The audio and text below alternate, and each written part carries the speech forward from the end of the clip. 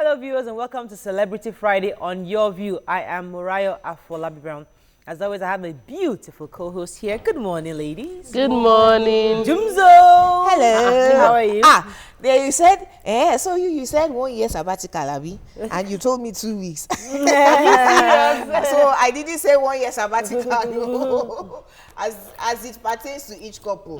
Exactly. Take your own leave. It's 2 weeks holiday that I was talking about. Okay.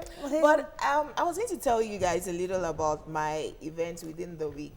A Twitter fan approached me and said he wanted to work with me, and it seemed like fish out of water. You know, I know that at the beginning when I just joined Eddie Lawani, he felt the same way about me, and it just occurred to me that maybe I should train people. You know, if this is what you want to do, you can't be sitting backstage and just moping and doing nothing. Yeah. The entertainment business is big, but you must have passion for it. You know, and just go for it and get it. So good. am I training very soon? Okay, fantastic. That's good. Technical directing, right? Yes. Auntie, your hair is making waves though. Really? Yes, so everybody's just talking about your hair. That's Okwe's hair. My mom is not using your hair. You know, talking me hair, but I just like the way it's Are you serious? and to think that we stumbled our way through to get this color.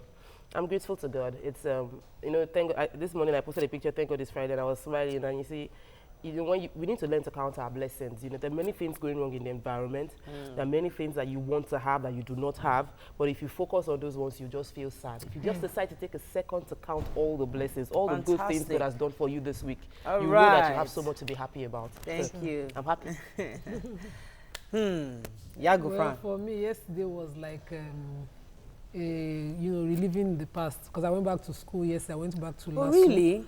I was among the same set of students. I was, you know, in their committees and all that. NAMLAS, Nigerian Muslim Law Students Association, that I was a key part of all through my years in school.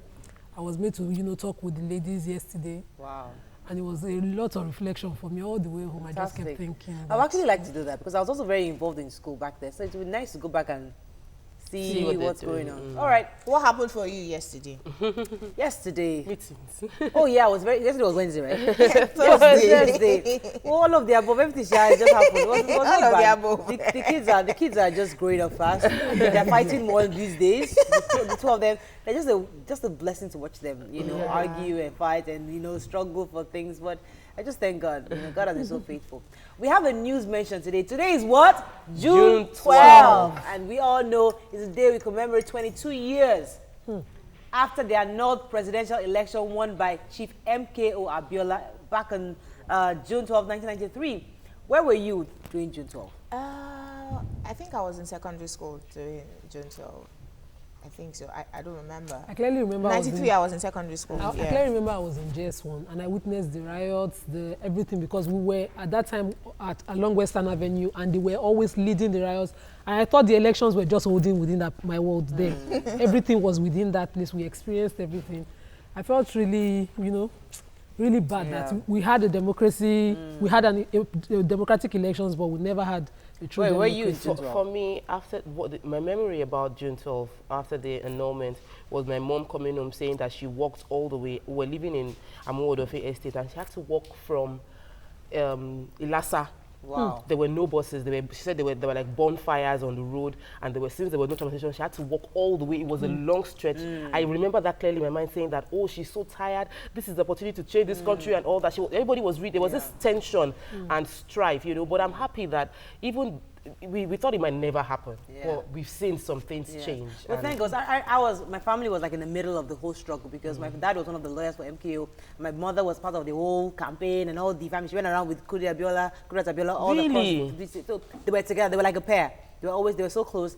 And she was with them from start to finish. And so my whole family was there. So it was like part of me, that June 12 thing. I knew how my father was, my mother, everyone was like, was a serious period where everybody was going for a struggle. June 12, we stand, everybody had a t-shirt, everything. We're part of it, but I thank God 22 years after, at least Lagos State, Oyo State, and a few other states Mariah, have acknowledging those days. What I would like to see moving forward is the federal government acknowledging this. We can't take it away as the beginning of the democracy that we have today. I think so. I agree with you. All right, let's take a quick break. When we return, we'll go through the front pages of the newspapers. Stay with us. We'll be right back.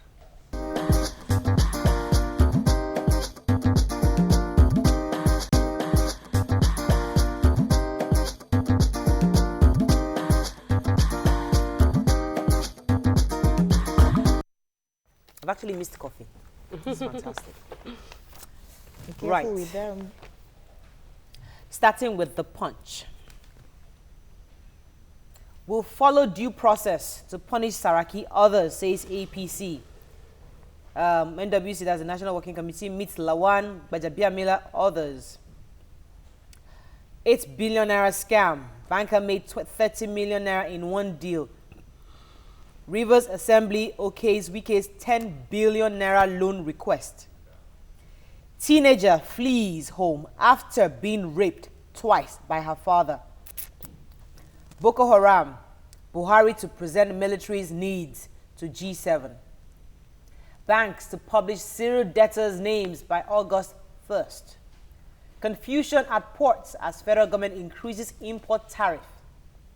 Kashamu faces extradition.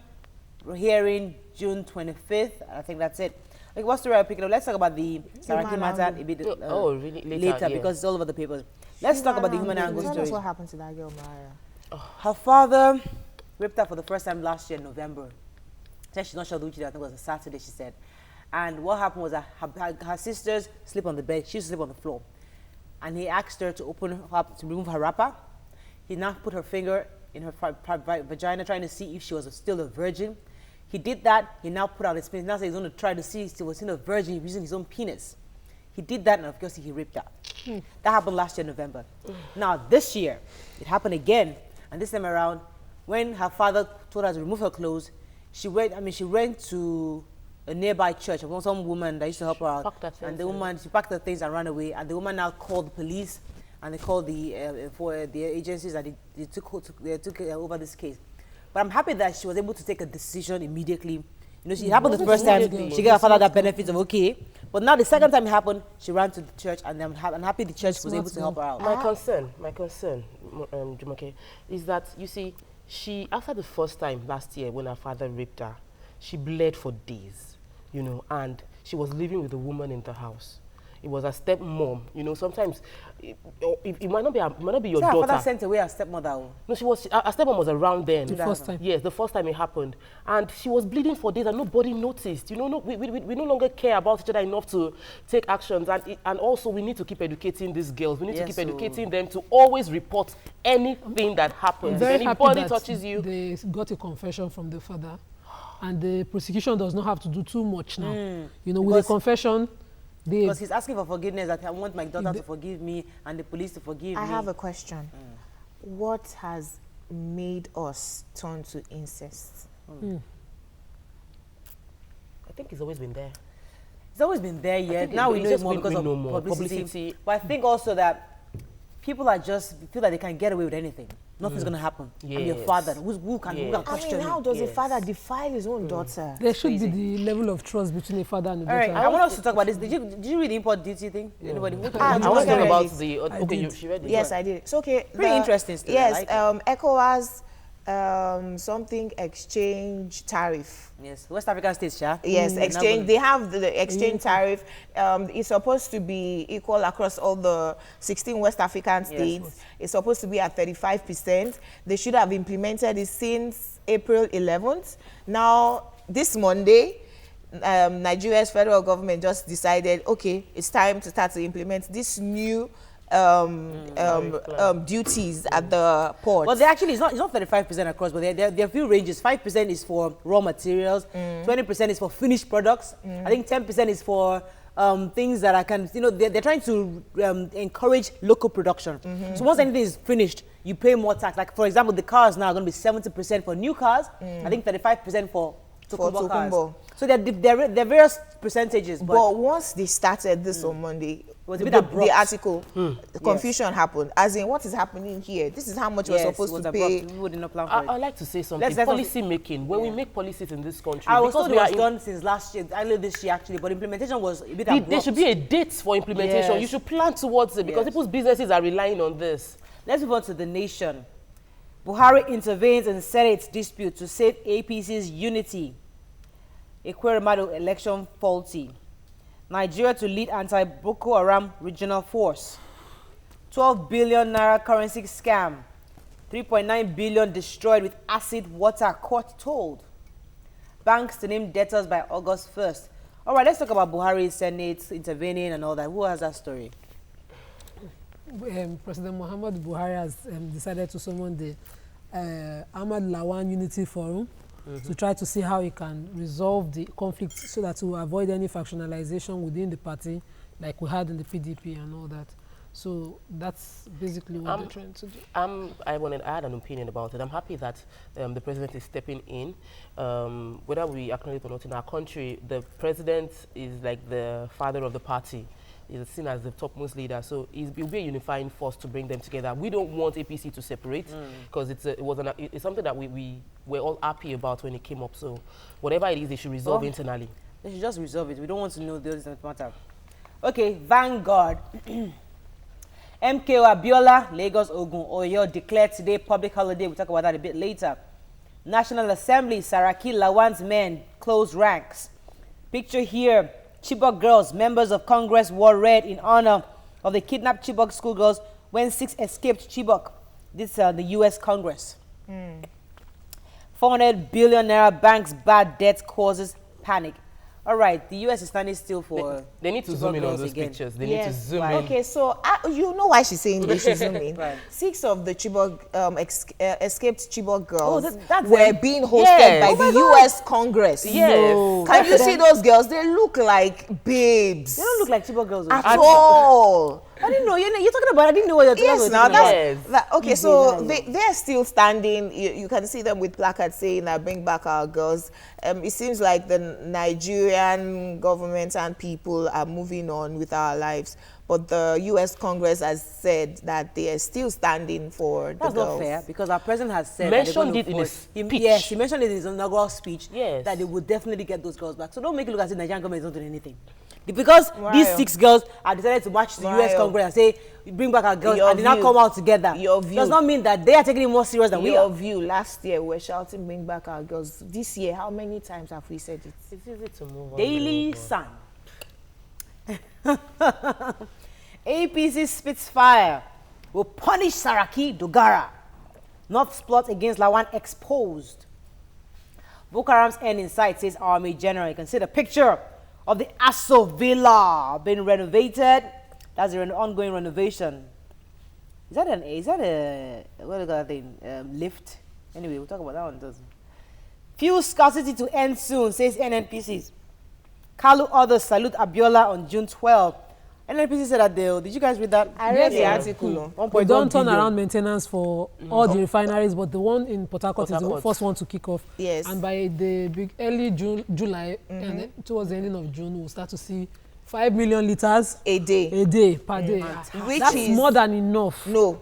It is 80% of local consumption. They're still Local. going to be importing 20%. 20%. But also, they've instructed. Hallelujah! Like I said, that's more Yeah, than it's enough great because we've not gotten the Kaduna and Warri refinery kickoff yet. In the next 18 months, those ones will Hopefully. be the turnaround maintenance on the rest of them will be done. With When was this complete, contract awarded? Since forever, but hopefully Now that now Baba is here. we will not need to pay subsidy. Hey, At all. We will not need, to queue up, and I can is that what easily the article- is that what the article said? Yes, No, no, they didn't read Mariah. it. projecting They're the projecting. things. Mariah, Projecting good things. Be Mariah, careful. by July, you will only be paying subsidy on 20% imported. You don't need to pay They have to subsidy on clarify. Because local. just one Let's be refinery sure, is let's be working. sure. They need to clarify how the paperwork are going to be done. Wait. Let's not just gonna put that. You That's are how just one paying refinery is subsidy on working. imported fuel. Yes. If you refine it locally, 80%. You why don't have do you to pay need to? subsidy. So when that time comes, we'll look at the figures and we'll now know for sure that indeed we're only paying on the 20%. We are watching you guys. We will investigate. Yes, we're watching. All right. But now that Baba is here, they are now giving us 80% refinery. I want to talk about Baba. You know, in the right This paper. day, Boko Haram, Buhari calls for limiting sex access to funds, weapons, and others. APC presidency seek truce with aggrieved lawmakers. Which is good. NNPC, we talk about that. PA Port Harcourt refinery to supply 5 million liters of Only fuel per Port day. Harcourt. From Only Port July. Harcourt. CBN. CBN Bank said to publish the. So what story are we picking up here? I think we've talked about Boko everything. Haram. What's the Boko Haram story? I read this Did you day. read it? Let's move No, on I to The read Guardian. it. Okay, We're running out of time. Yeah, okay. The Guardian. How Joda's report delays presidential appointments. Nigeria others fail to meet digital transmission deadline. 1,200 benefits as Rotary's Eye Camp ends in Palm Grove. NLC chief wants implementation of confab report. And Nigeria poorer 22 years after voiding of Abiola's presidential election win. Right. So we'll talk about June 12, but let's talk about this Jodas report. Now, it will be fair for me to be the one to discuss this issue because I've accused Baba that 2 weeks after inauguration, what's happening now? I was asking Tokpe cynically yesterday that who is the Minister of Works?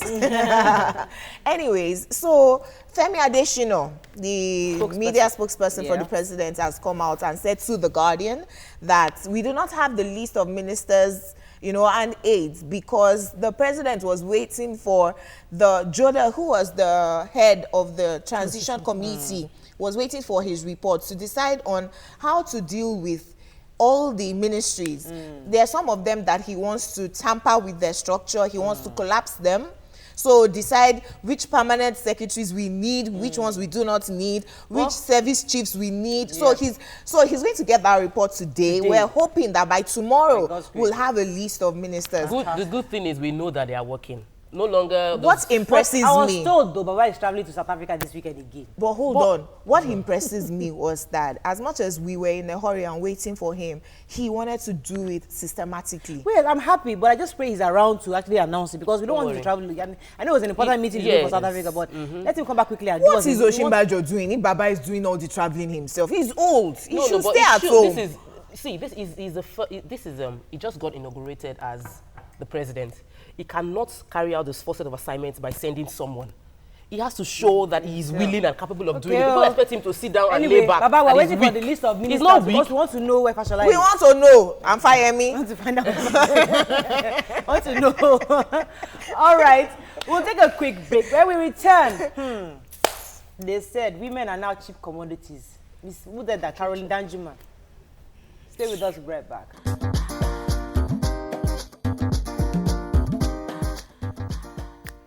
Welcome back. All right, we know it's still June 12, so we're going to be talking about June 12 a bit later, but let's have something really hot now. Nollywood actress and wife of billionaire Caroline Danjuma recently talked about women who cheapen themselves to men. She took to her Instagram page and wrote, "Women are now like cheap commodities. It's like going to a yard sale. Gone are the days when men will cross oceans and climb mountains. No respect, no value." What are your thoughts on this? Give us your view. You can call us on 070-806-6814. You can tweet to us at YourVTVC. Do you agree? Is she talking about herself? Hey, Jehovah. I know her. How did she marry Danjuma now? Because I heard you don't know if Danjuma went through oceans and of course. To get to her. Okay, Danjuma may have swam the ocean. Yes. I know who she dated before she married him. Hey, Jehovah. Do you know that for a fact? Were you there when they dated? I was there. She dated a musician. Really? And he did not swim any ocean to get to her. Okay, maybe she's using herself as an example. The point is, the story she raised up, the fact she raised up is a valid fact in our country right now, where women are brought up to think that marriage is the ultimate goal of being a woman. She didn't talk about marriage right there. No, so the idea is that most young ladies' head is factored towards, I should have a man. And so you are willing to let a man get to you without suffering for it. I think the angle I'm doesn't have to suffer. The man is not suffering to get the woman. There are women that are in need. Let's be frank. You have a good family. Your father was there, your mother was there. Everything went smoothly for you. And by God's grace, you got married a good man. There's some people whose parents were not there for them. They had to struggle through, like, it was these men or these sugar daddies or these guys on the street that were there for them, that they were able to struggle their way to even find themselves to school. So you can't only judge people and say, oh, this one is selling herself cheap. You don't know her story. What you need to do is, okay, this is where you found yourself now. How do we fix it going forward? How do we now change where you're coming from, or not even change, to see how you can even become a better person, even regardless of your past? I'm not giving it as an excuse, but that's what I'm getting from that. Go ahead. I get from what she's saying is just the story I read this week online about a lady who said she flirted with a man for 7 months and finally got what she wanted because, he finally succumbed to her, and then now the problem is the woman at home. Those kind of women who have, decided not to have values and cheapen themselves, just to get, to commit adultery, or what would you call it, with a man, that is married or those kind of things. Those are the kind of people I think she's addressing. Yes, and I'm saying there's a reason for that. Now, that woman, it wasn't out of need or anything. She just wanted to finally get to bed with him. Yes. That was all she wanted. So such women don't have values. Now, when a girl makes mistakes, maybe because she's in love or something, I think it's forgivable. If you're in love with a man and you think you should court you properly, and then finally you don't know what you're doing, you do a mistake once. Okay. So let me I'll let you talk. Yeah. But I just want to just reiterate my point that I agree with what that analogy just made. What I'm saying is that instead of judging that lady for doing that, understand that she has a baggage and there's a reason why she's doing those things. Yeah, That's why if you are the married you're woman better in off the helping house, her. then you will not appreciate understand. But preempting Jumoke, we know the story of Jumzo and the hustle. You know, I feel that we have an idea, but I feel that a man will value you more when he climbed through ocean. He swam through the ocean, climbed the top of mountain, broke through the mountain, many barriers before he could just get one date. He will value. Women have a lot really cheapened themselves. Okay. I agree from that point of view. I'm going to take it biblical and say that the Bible already said there will come a time when 7 women will attach themselves to one man and say, we don't need your money, we will feed ourselves, just let me bear your name. Really and truly, we have come to those times where there are lots of strong women, they're all educated now, and the men, it seems like they're not as strong as the women, so more women have to come out to approach men. You know, the women who really want to even date and marry. It's another school of thought of the ones who have cheapened themselves because you're looking for money for whatever reasons. Where these runs girls, aristo girls in school who are wanting to belong, you know, to their friends. They're 2 different classes. There are some men that will go through the ocean, go through the rivers, they'll finally catch you. And they will not deal with you. So that value of, they will really appreciate you might not even hold water again today. Because a man is even complaining that you're a virgin, like, what is it? But it is even too hard to even get through to this thing. What big? I want somebody that has been there. It's too much of a shock. I'm sweating too much just because on this matter. You know, they don't want virgins anymore. But I think it's really annoying. We need to uphold values that are right. You know, because we've gotten to a point in this world where the things that are right are now seen as abnormal. True. Abnormality has become so normal. You see a man become a woman. You see a woman taking care of the entire family. These are not the way it should be. Yeah. So what the Danjuma is saying is that let's have some dignity. Let's have some value within ourselves as people. Agree. Let's look at a man and say that, oh, sorry, you need to come and see my parents before I go out with you. You know, my mom was a policy that bring the guy to your house. If he cannot come to your house and he's not a serious person, a lot of girls don't do that. Look, I studied this phenomenon and realized that the reason women don't do that anymore, the men have been spoiled. There are 10 women chasing after one man. He has interest in you and approaches you, and you're busy fronting, come and do. He moves on to the next one. Okay. We have a culture in Africa that, you know, when a man wants a woman, even when the man has 10 wives at home, he's the king himself of a village. He doesn't just best a leader kind of a thing. He still approaches the family. Like this morning, we're seeing a video online where a guy went to the office to propose to a guy. I remember telling my husband when he met me, he was saying I said, you can't propose to me. You propose to my family. That's the way I know it's done. You still have that. I had that mentality. My mom told me all those cultures. Have a call. That is the way we used to do things. All right, Olajide, a very good girl. Olajide, are you there? Culture. Are you there, Olajide? I'm there. Please go ahead. Why? Good morning. Good morning. I can hardly hear you. Good morning. Yeah, that's yes. Good morning, sisters. Jumoke, how are you doing? I'm good. They always make my day. And you ladies, you know what you have done to my family? Wow. We go out with the money and come back late in the night, and you will not allow us to sleep. We'll sleep 12:30. Thank you so much. My wife wants to watch your view. Thank you. Yeah, back to the topic of today. I want us to look at it in this way. Apart from the fact that the level of the woman to man ratio may be not on an equal way, apart from that one, let's look at it as the economic factor. Good. Some ladies are doing fine, but not all. I'm telling you from experience, I met a lady yesterday. You know what? We are in the bus. Yes, my wife took the car away and everything. You have about 30 seconds left too. Ma? You have about 30 seconds. Hurry up. I want to take my calls. She confessed it to me. She went to market with the money. She's back with just 500 naira. Two child at home. Nobody, the man is not there. And then if I'm other lady, I will take advantage of such, but I will not. I dash out 1,000 naira. She was like, heaven will fall. Yeah. There are thousands of ladies like that. God bless That is why there is sheep there. So I think economic factors are the causes of this. Fantastic. Thank you so much, Olajide. I like the point because that was the angle I was trying to come in. That is saying, you don't judge people and just say, oh, women are loose. It's not because no woman wants to go and sell herself. But you see, if she's in a situation where she has a child, that's her option right now. It doesn't make it right. But what we need to do as a society is to actually find a way to fix it. Either by fixing our economy or then giving them welfare services. God bless you. Now we are talking. So instead of judging, she said, you know what? Let us come together as women and let's find a woman's home. Something to help women. Morayo, I understand what you're saying, but what I wanted to, we were all right, to a large extent, is that we should establish a proper value system, and then we now build on when the anomalies take place. Acknowledge that they are anomalies. Provide support structure to help them. Yeah, let me take Kemi from Agege. I think our last call. Good morning, Kemi. Good morning. Please go ahead. Yes. Good morning, ladies. Okay, I want to join the discussion. Yes. The Mocha made a statement the other time, and it's like we all push it aside. Sometimes I believe that whenever somebody wants to bring in a topic or something, somebody like Caroline Danjuma, I remember I saw her naked on the video, and maybe a year after she got married to a popular man.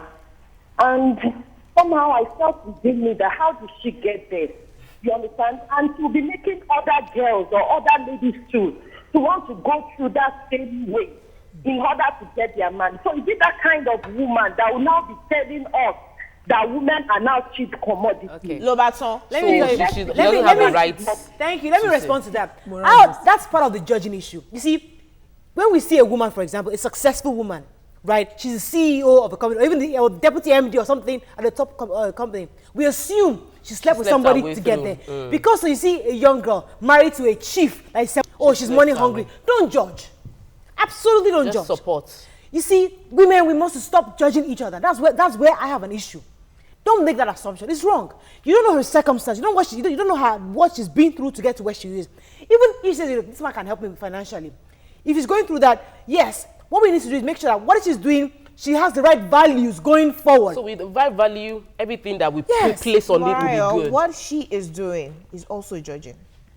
That's what I'm saying. She shouldn't judge. What Caroline is doing. That's all. She shouldn't judge. That's what I'm saying. That's all. 2 wrongs don't make it right. Just correct it. Right, she should build a home for women. Yeah. She can afford it. A billionaire. Let's bring in our celebrity guest. Hopefully she'll have something to say on June 12th and something to say on this matter.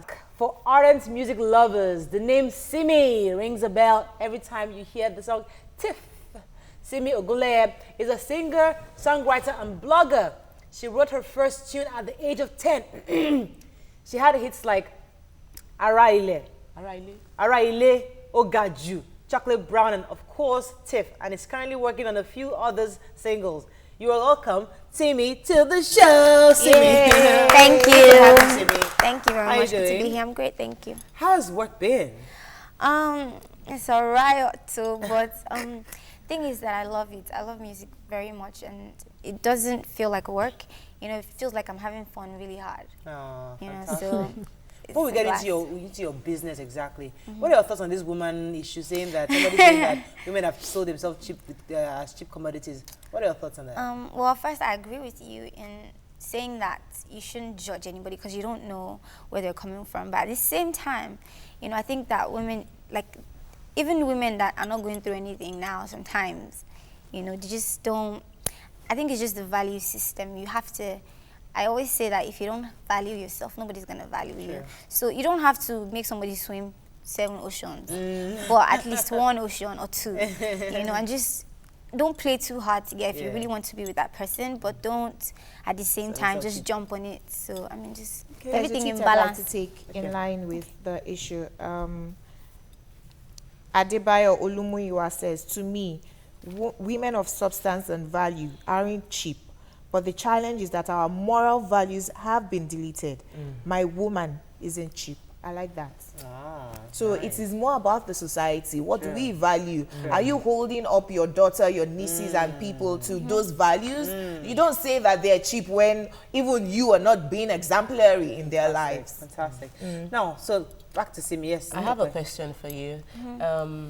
I heard the song Araili, and I heard the song Tiff. You know, they're both from different genres. You were a gospel singer, Yes, I was. and now you are singing secular. Yes. What caused the switch? I just started to see music more as a profession rather than as a ministry, because I wasn't even really in choir. I was in a teens choir one time, you know, but I wanted to do, I remember my mom said, Simi, you know, you can just do love song once in a while, you know, so it wasn't like I was doing gospel because of my environment per se. It's just something that was what was happening in my mind at the moment.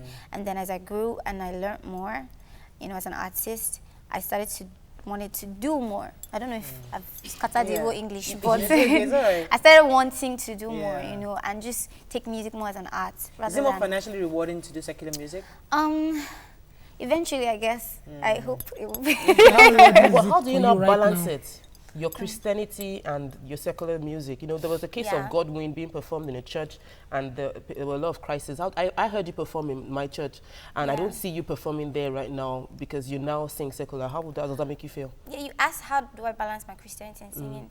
It's like, it's my job, you know. It's like saying, how do you balance being on TV and your Christianity? True. You know, I don't think it has to do, as long as you keep your values intact, you stand for something, you're not just all over the place, then you're fine. You know, and the debate about Godwin, I have no idea. I have no idea how, you know, that is going. Yeah. So how has, you know, the market been for you? Has it been encouraging? Have you been profiting financially? Financially, the thing is, music, like every business, is something you have to put a lot of money in it to get a lot of money out of it. You know, and thankfully I'm signed to a label, Extreme Music, and we're getting there, you know, small, we're getting there. You know, and people are loving the music, so I mean that's very encouraging for me and my team. So have you done any performances in recent times, or are you planning any ones? Oh yeah, I've done quite a couple. The one that not too long ago, I did the one with Femi and Fela Kuti, I think 2 Kings. Oh, really? Yeah. So I mean, we go for this thing. Now, very relaxing. Now, how do you look at your music compared to the popular hip, no lyrics, all these, just come up with all these words, and you know everybody's dancing, and you have this music that's very deep, that almost touches your soul. How do you come up with those lyrics, and how do you see your music compared to those people's? Well, I'm a songwriter as well as a singer. Like, I'm actually a professional songwriter. I write for other people as well. So lyrics are very important to me, you know. But I mean, the thing is, you know, these people you're talking about, they do jingle. People listen to their music and they like it, you know, so they must be doing something. I think there's something for everybody. I think there's something that every artist appeals to somebody. And, you know, I have songs that you can dance to as well. Yeah, and I just released a single, not just, but recently, Jam Question. The video is coming out next week. You know, so it's also a bit, you know, in this tempo, but I have other songs that dance. So you're going to be doing all this shuku kind of music? I won't say shuku on the songs, but you can dance to the songs. Yeah. But you'll be cautious about your lyrics. Oh, definitely. I'm not a what's the word? Out of line. I don't know the word to use. Have you just come up with Shoki? I actually love that song. Actually, no, but have you?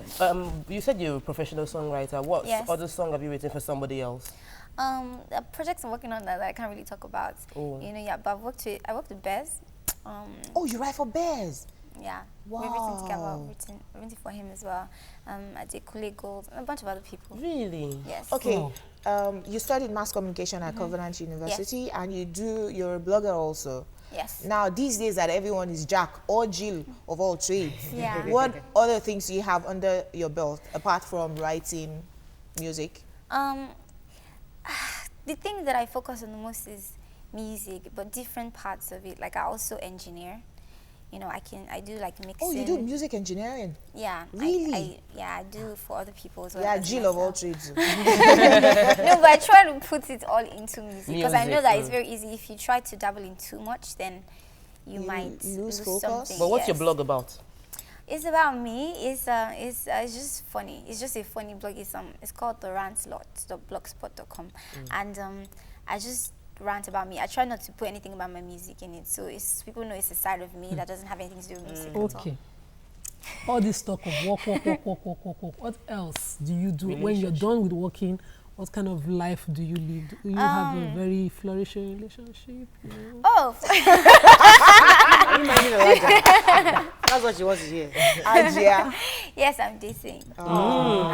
Is he the one that is there? Did he swim No, from that's the my ocean? manager right there.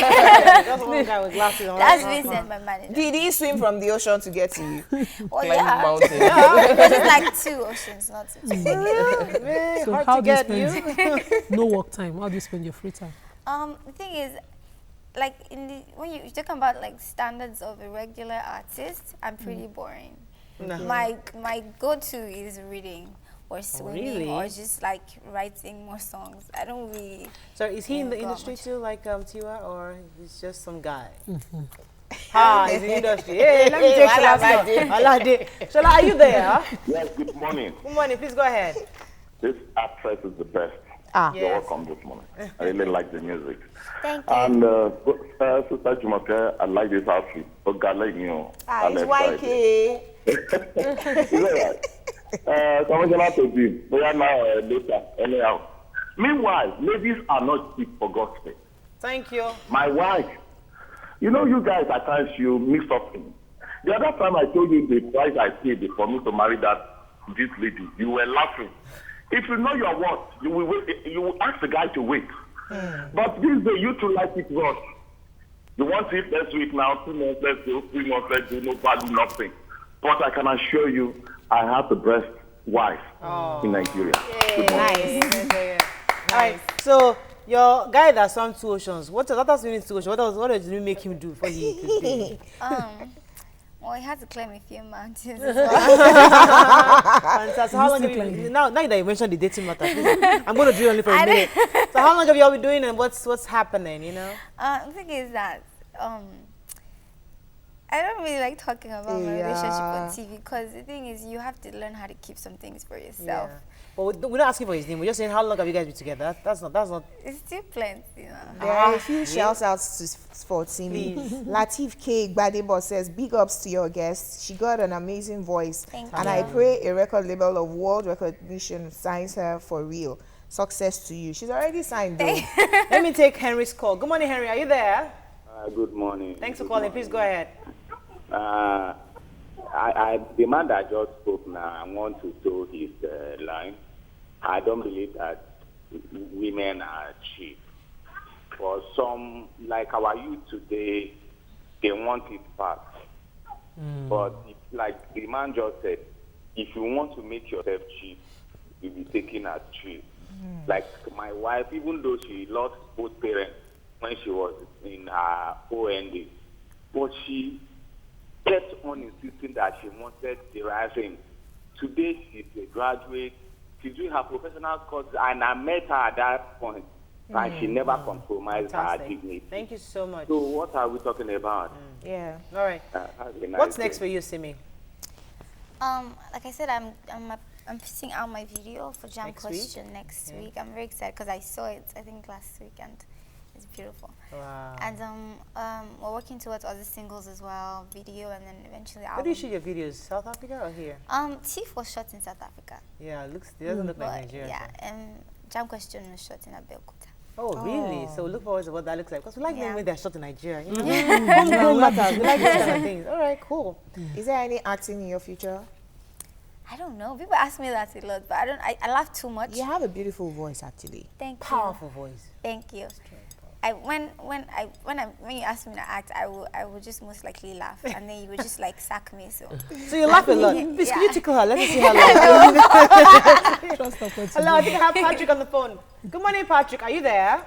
I'm here. Good Please morning. go ahead. Yes. You guys are looking smashing. Thank you. I want to say a very good shout to that lady. Please, APC should be playing music. TVC should be playing music like this lady. thank you. Thanks. We are tired of this You don't watch Caro football, and you watch plays. Dogoyaro. Once again, this is that will make What are you sense. talking about? Hey, what's that song So again? the though? other one, Dogoyaro. the woman, Danjuma woman, she's wrong to say women is cheap. Because sometimes you go through hell, going through your friends, bleeding. So at the time, if they say yes to you, you don't just say they are cheap. There's no woman you just call right now and say, let's go and they go except a prostitute. Please, women, they go through so many things. True. That people, men even, so many men even depend on these same women you say they're cheap. True. So please. Thank you so much, they're wrong idea Patrick. to say they're Appreciate cheap. your call. All right, so now today we've been talking about June 12th. June 12th is like a major day in our history where one of the fairest and fairest elections were cancelled. So we're talking about. I know. And so the way you said, I thought you were going to say it took place. But you said it No, it was annulled. I mean, it was General Babangida then annulled that June 12th election. But it won't be good for us to go through this show without even spending some time on June 12th. So first, we'll take a quick break, right? We're going to take a small video, just like a recap of what that day really meant to Nigerians. And we'll just talk briefly about it before we close. Stay with us, we'll be right back. Professor Humphrey Nwosu, the chairman of the Electoral Commission, and his team set June 12, 1993 as the date for the presidential elections. They had no idea they were setting up a date for a sad history. The leadership of the Armed Forces Ruling Council included Babangida, the President, Vice President Augustus Aikomu, and the Chief of Army Staff General Sani Abacha. For the first time in the nation's checkered history, Nigerians who had a reputation for clinging to their ethnic and religious identities in previous elections set aside their differences to vote massively for the M.K.O Kingabe ticket. Abiola beat Tofa in his electoral ward to prove his level of acceptability across the nation. No sooner had the NEC began a state-by-state announcement of the election result, behold, the worst happened. The military head of state, Ibrahim Babaginda, announced the annulment of the elections. In a speech on June 26, 1993, he cited electoral malpractices such as rigging and vote buying as reasons for his actions. It is true that the presidential election was generally seen to be free, fair, and peaceful. However, there was in fact a huge array of electoral practices virtually in all the states of the Federation before the actual voting began. The world was stunned. Nigerians were enraged. This set the stage for the forced exit of Ibrahim Babaginda, the self-styled evil genius. Street protests and organized civil disobedience became a daily routine. Babangida eventually, due to both national and international pressure, stepped aside on August 26, 1993 and set up the Chief Ernest Shonekan-led interim national government with a mandate to run government and organize fresh elections. The protests continued. Abacha, who was left behind to stabilize Shonekan's administration, shoved it aside on November 17, 1993 and took over the reins of government. The struggle for the actualization of the people's mandate continued unabated. Scores of Nigerians were killed as the military cracked down on protesters. Many went in exile, and more were jailed for daring to stand up to the military. The presumed winner of the elections, Chief M.K.O Abiola, erroneously believing that General Sani Abacha would do the right thing by restoring his mandate, encouraged some of his lieutenants to participate in the Abacha administration. Little did he know Abacha had ambitious plans of his own. When it became obvious that Abacha was as unwilling to honor the people's will, Abiola took his destiny into his own hands and stepped forward to claim his mandate. On June 11, 1994, Abiola declared a government of national unity at Ekpedeto in Lagos in a speech titled "Enough is Enough." Abiola had famously declared, "I cannot surrender my mandate unless the people so demand, and it is by virtue of this mandate that I say that the decision of the federal military government to cancel the result of the elections is unpatriotic and capable of causing undue and unnecessary confusion in the country. This bold and dogged move led to his arrest and a tragic death after drinking what many have called a deadly cup of tea.